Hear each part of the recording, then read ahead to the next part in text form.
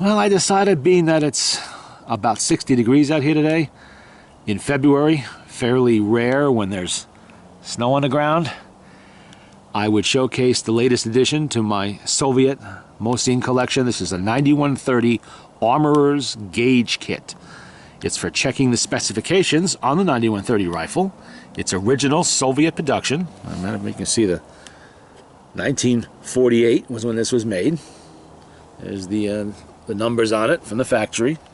This is the same green paint that you see on the crate of 20 rifles, all the crates that the Mosin rifles were shipped over here to the United States in. I don't know. Got a little marking up there, whatever that is. Nicely made box, nice heavy-duty box. And the gauges are very nicely made, in excellent state of preservation. They look unused. I suspect this was never actually issued. But these are the gauges you would use to check all the specifications like headspace, throat and muzzle erosion, the sights, all of this on the 9130 rifle. And then if there was a problem indicated, like it failed headspace or something like that, then you would need the Armorer's Kit, which is an even bigger box than this. That's full of taps and dies and punches and all kinds of special tools to actually repair the 9130. Now, certain aspects of this kit could be used on multiple Mosin rifles, like the M38, the M44, the M91. Headspace gauges, for instance, are not specific to a rifle.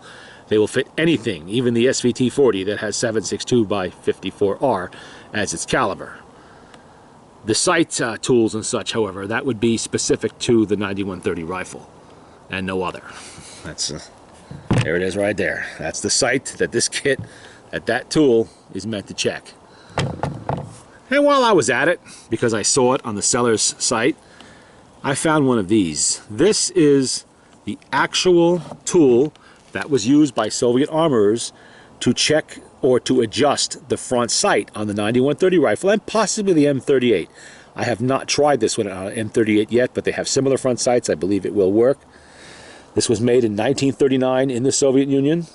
Very nicely made. This is the gold standard of front sight adjusting tools for the 9130 rifle. Now, to make this today, this is like a micrometer. This is a highly precise instrument.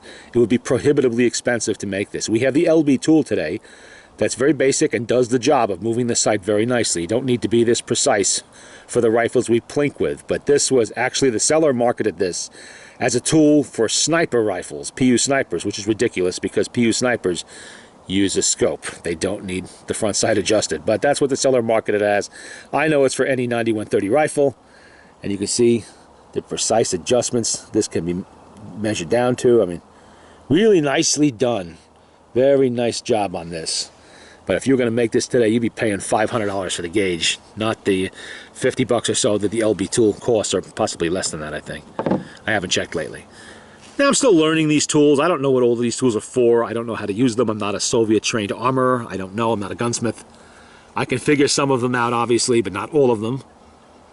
Eventually, I will have to have somebody translate some of this. I do know some people that speak Russian, hopefully read it as well, and be able to tell me what some of the markings mean.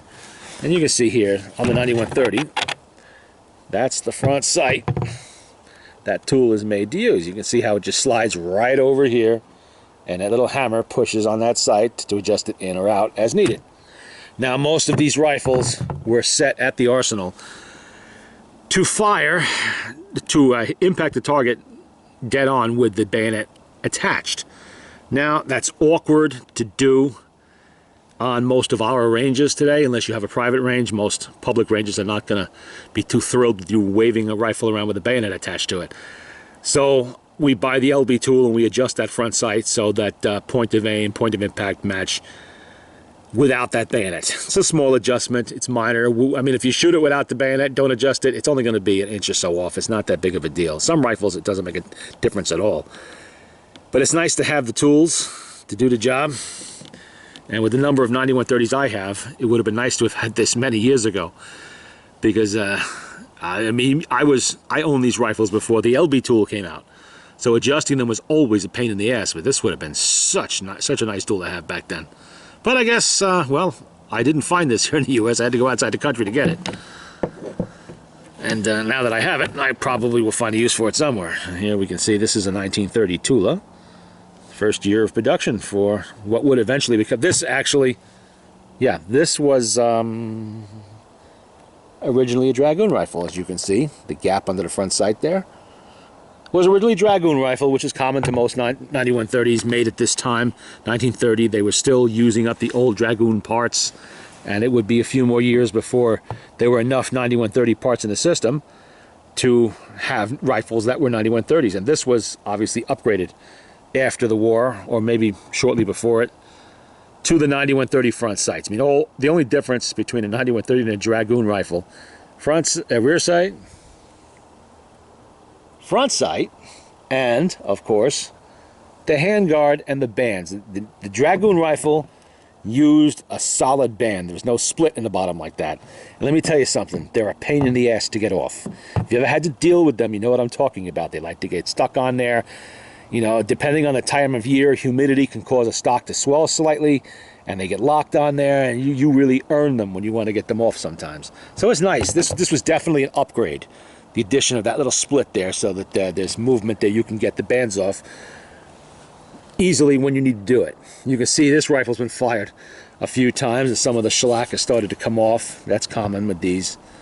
The shellac was for preservation. It was never intended to be a long-term thing on the rifle once they hit the field, because shellac is easy to reapply.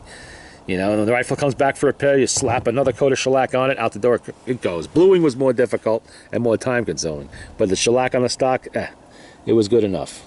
This is obviously a later replacement, and we have one of the refurb stamps on there. Typical for a refurbished rifle. This was imported probably, oh boy, 1998, 1999, because it doesn't have that banner import mark on the side of the receiver we're all used to seeing. But this is a look at the kit. Thought you'd like to see it because they don't come up that often.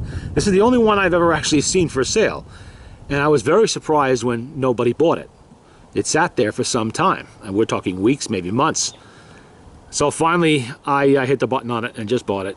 I figured I have enough of these rifles to justify owning the actual gauges used to check them for safety.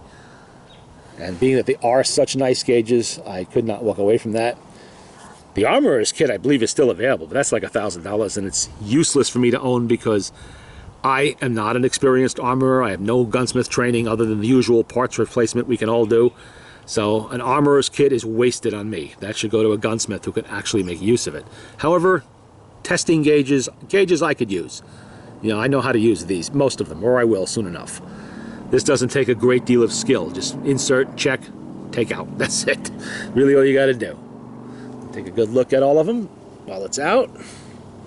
How nicely made these things are. Now, I don't exactly know how this big one works just yet. I'll figure it out eventually. Well, we got a metal staple. Oh, look at that. I did not even know that was in there. How many are in there? The seller must have included these. Oh, that was nice of him. Those are cap badges, of course. Yeah, Soviet cap badges. What else has he got hidden in there? I did not. It's the first time I took that particular thing out of its little channel. I didn't even notice that was in there. That's a big, heavy, substantial piece of kit to check the rear sight. Not really sure how that works. Obviously, this is inserted into the breech, is what I'm guessing, and that would go over. Oh yeah, okay, I see. That just goes over to check that your sight is calibrated. I don't know. That'll take a little bit of experimenting before I finally figure it out. And I don't know what these are for. These little bushings of some kind. Who knows? Sure, they have a use that's important. And these, of course, which I believe are your throat erosion gauges. Figure that out eventually. And these look to me like some form of muzzle erosion gauges. I'm not really sure how to use them just yet. This is the one, I think. I'm not sure exactly how that works. You can see the numbers on there, 1940, 1948, same as the kit. I have no idea what the little punches are for, stuff like that. That remains for me to figure out. I like these little badge things. I should find a way to put them on the box, but I don't want to make holes in it. All right. there you go. There's a look at the gauge kit on this unusually warm February day.